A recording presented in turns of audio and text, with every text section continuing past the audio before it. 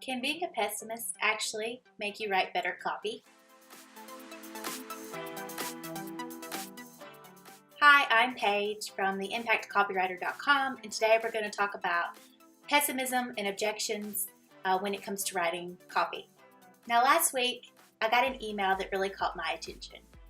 The subject line read something a little like this: "Get my help for free, no catch." And no catch was in parentheses. Now, an email like that, most of the time, I would ignore completely because it's just not something I'm interested in. But when I saw the word no catch, I was intrigued.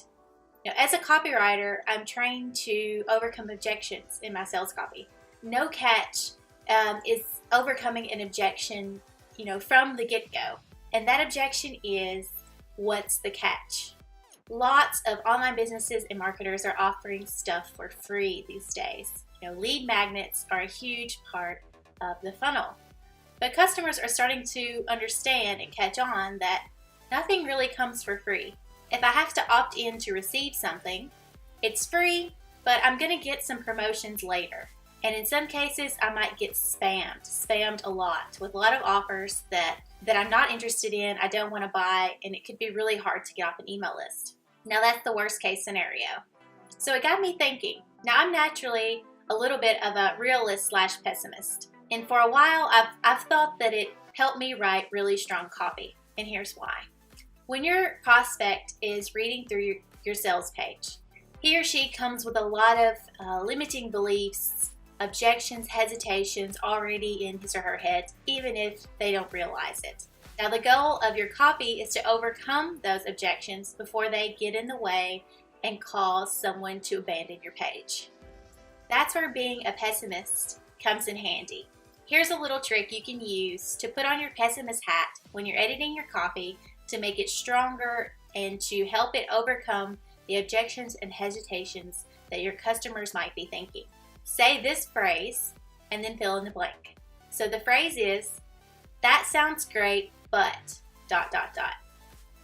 So you want to do that over and over again and list all the possible objections someone might say to your offer, to your product or service, and then you want to choose the ones that are the most important that you should address on your sales page or in your email. So here are a few examples. That sounds great, but what's the catch? That sounds great, but can I really get these results? That sounds great, but how much time is it going to take? That sounds great, but are you really going to deliver what you're promising?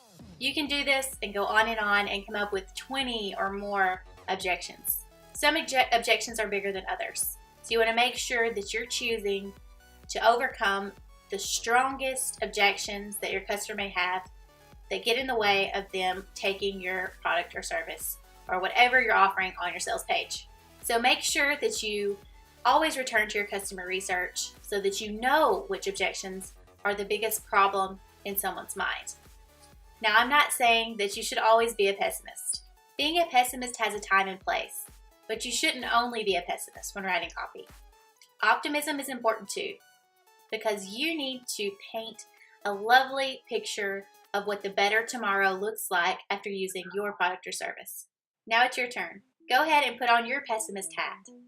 Take a look at your sales page and ask yourself, are you overcoming the biggest objections that your customer has?